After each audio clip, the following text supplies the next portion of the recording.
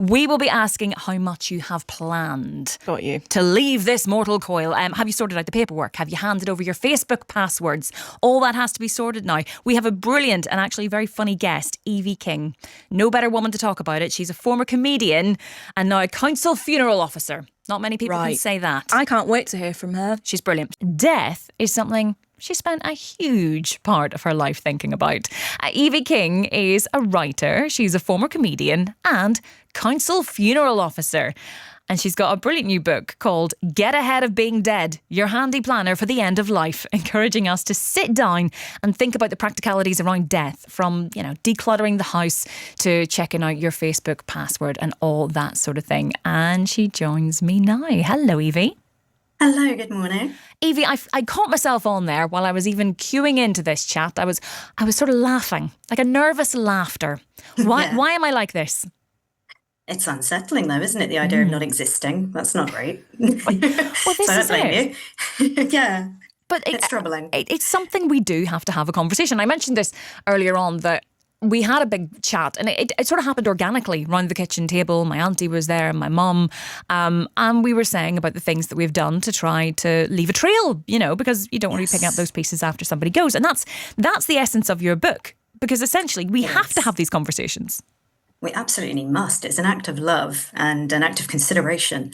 When I'm doing this job, I'm trying to piece people together from their houses.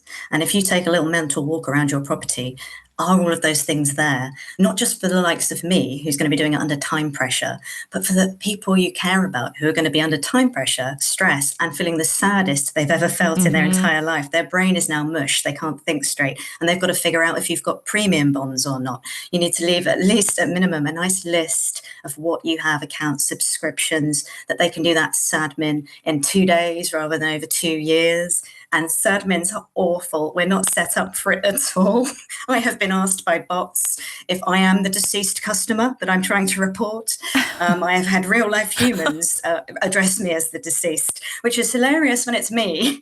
But I don't think I'd be laughing if that was my son, my dad, my husband. Well, this is why you've been a comedian, and actually you are the most perfect person to put this book together for that exact reason, because some of it is funny, as you say, not when you're in the midst of it, but when you've got a chatbot asking you if you are the dead person, you gotta laugh. It does lighten the mood, at least. I mean, if you can see the absurdity in it all and take the laughs where you can. But I have been called by the Order of the Good Death a wise, witty psychopomp. So hopefully I'm a helpful, friendly guide who will take the edge off for you, because life and death are part of the same thing, and they're both as absurd as each other and silly as each other. And they need to be treated kind of the same, with the same level of organisation you put into your wedding day. I think you need to put that into your ending, really. And we don't. That's the problem. No. Tell me this. I think, people have certain job titles. When you're down the pub and you say, what do you do? And people say some sort of tech thing, whatever. Okay, I don't really have much further to ask on that. But with you being a funeral officer, people must have a million questions. If I'm at a wedding or a party, everyone's talking to me for the rest of the night. I've got friends for life. There's a big mythology that we don't like talking about death. It's kind of true because the groupthink keeps it that way. It's seen as unseemly to bring it up and things like that. But as you said about your organic chat, it opens up and you're suddenly enjoying it and having that conversation. And when people are given permission, they want to know everything. And they particularly want to know about my work, because our greatest 3 a.m. fear is dying alone, or dying, being forgotten, and no one knows you, no one's at your funeral. So it's my job, and in my first book I detail this in Ashes to Admin, it's my job to put your life back together and get you that good funeral that sums you up and put your life in order. And so that can be a really positive thing. And all the stories I tell people, they go away feeling a lot better, because they realise it's circumstance, it's happenstance, it's where the music stopped, it's not a moral judgment, and you'll be held, you will be okay, you'll be looked after by someone like me. Yeah, I think I absolutely love your turn of phrase too. I think sadmin is going to certainly become a part of my vocabulary from here on in. I've got somebody competing with you, mind you. Someone's been in touch to say, on the subject of preparing for death, my wife, who's healthy, 53, has been death cleaning Ah, Love that. You can use that for the next yeah, one. yeah. For a couple of years, filing documents, making files, scanning paper photos into cloud services, throwing stuff out, clearing the loft. She spent hundreds of hours doing it. She's tried to explain that it is so I don't have to deal with it when she's dead. She's preparing me for her death rather than us living our life together. I find it disturbing and unhealthy, but there seems no end to it. I mean, It is a balancing act, death and life. Your death planning should ideally feed into a happy life, rather than if it's a different and a difficult thing to decide who's right in that situation, because they've both got different ideas of things. She might not be in this morbid place that he's feeling she is. She might be feeling very positive about it, but you do have to balance that death planning with your enjoyment of life. Don't exit now while you're in the middle of it. Get that stuff done in a nice tight timeline, and then pop that, like I've got a kitchen cupboard of death, pop all that paperwork and stuff in that kitchen cupboard of death, shut the door and get on with your life. I have also done a death clean. I did it during COVID, and I made a positive thing of it. I was offering things on Twitter when I was on there, and people were asking for them, and I'd post them any way you wanted. I even posted a £1 ex-library book copy of Mike Reed of the UKIP Calypso fame's biography to Los Angeles, where it was sent to me with I was sent photos of it in various Hollywood locations, and that was much more fun than it sitting in my cupboard. So in that respect, that death clean was fun, and it earned money for my brother's charity. So anyone who wanted to pay me for postage, I'd say, or make a donation. So if you can make it fun, like Mary Poppins, snap, the job's a game. But don't drag your life down with it, and don't get too taken with it, too obsessed with it. Just do what you need to do and enjoy your life. Yeah, it's been great, the reaction to this. I think we've got somebody on the line. Hello. Hello. Hello, we've got Sarah here. Hello, Sarah. So tell me, how do you feel about this conversation? Okay, so I texted in earlier. So basically, I have a book called Your Utility Bills, all your household stuff, and it's just there. And you are left picking up the pieces, and that can be, in a very practical sense, extremely difficult, let alone an emotional sense. Absolutely. Yes, and I kind of think it's the practical side I've tried to do. I've had the conversation with my daughter. I mean, she's 25 now and she's at uni. And it's something, as I said to your researcher, it's something that people didn't talk about years ago. It was seen tool there to help you through the process. And not to be too morbid, but we're all gonna, and we almost apologise for it. I don't want to say it's going to happen, but just in case. No, exactly. And it's things like funeral wishes, which I think are really personal to some people. So she knows what songs I want, what poems, things like that. So it's I just think it's nice to have that conversation.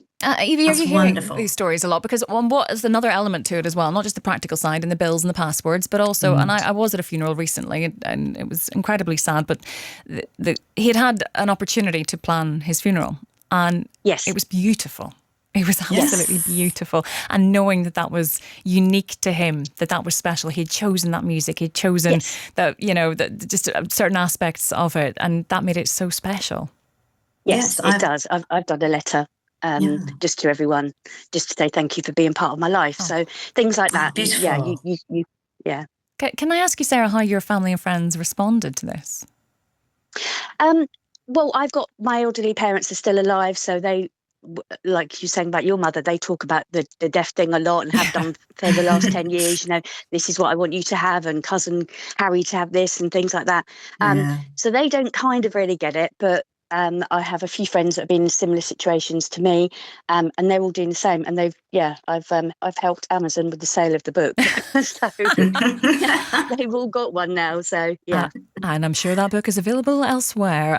Sarah, thank you so much for your call. I think that's probably been really helpful to a lot of people. And I suppose then, Evie, what is the first step? I mean, where do you start with this? Because most people will want to bury their head in the sand.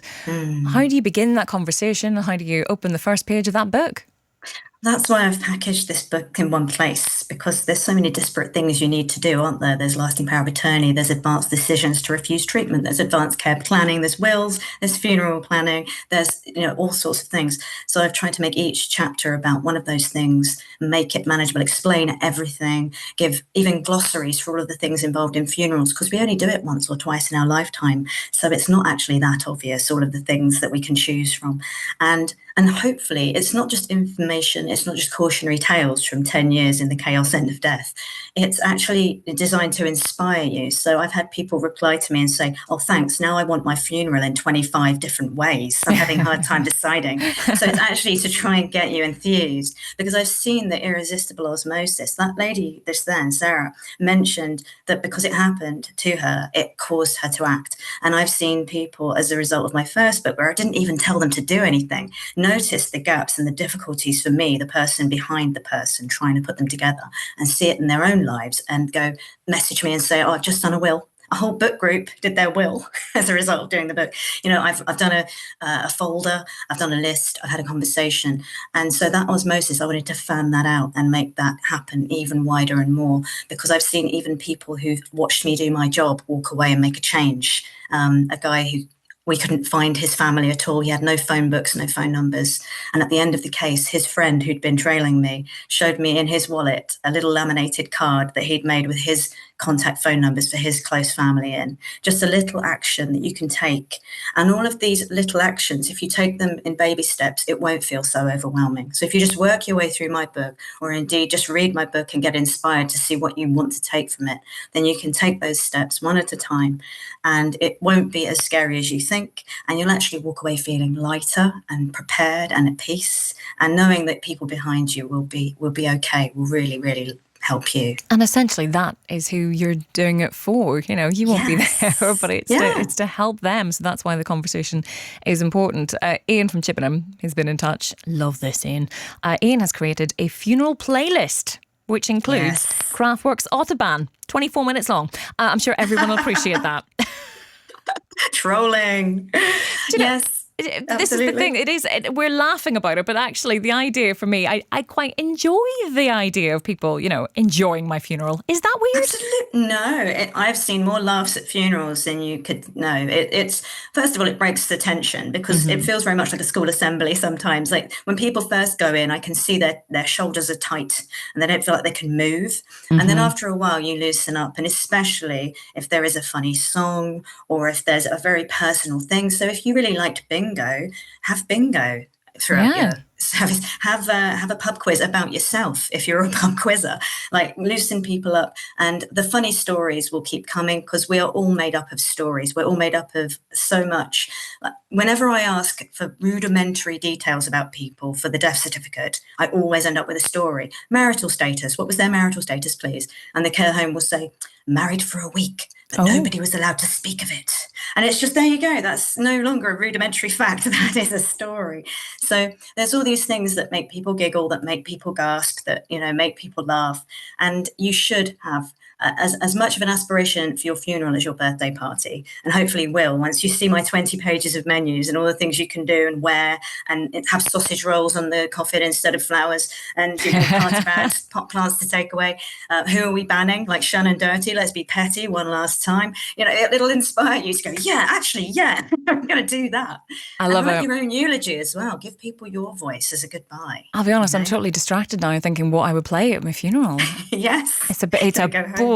This is more important than the first dance. Yes, got to get this right. Set my tone. Evie, it is great to chat to you. It's been, bizarrely, the thought of talking about death for the last few minutes, wouldn't appeal to most people, but it is absolutely fascinating, and I hope a lot of people have taken something from that today. That's Evie King, and the book is called Get Ahead of Being Dead, Your Handy Planner for the End of Life. It is 11